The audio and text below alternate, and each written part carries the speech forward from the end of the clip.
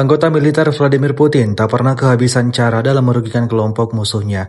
Terbaru di wilayah perbatasan Kursk, drone FPV Rusia membakar kendaraan lapis baja Ukraina. Rekamannya ramai beredar di media sosial Telegram pada Selasa 5 November 2024. Seperti biasa, jauh sebelum meluncurkan serangannya, militer Rusia melakukan pemantauan terlebih dahulu. Tepatnya di daerah desa Daryino, pasukan terjun payung membakar Kozak 7 Ukraina yang terjebak di kawah peluru. Tidak tanggung-tanggung, drone militer Rusia terbang masuk ke dalam ruang kendaraan militer target.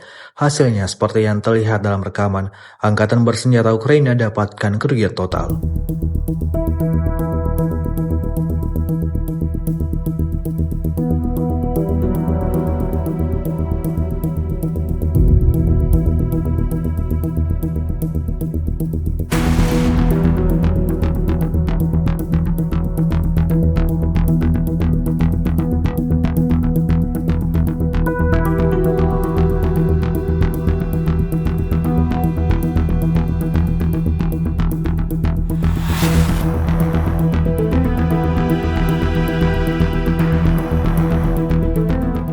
Download Tribun X sekarang, menghadirkan lokal menjadi Indonesia.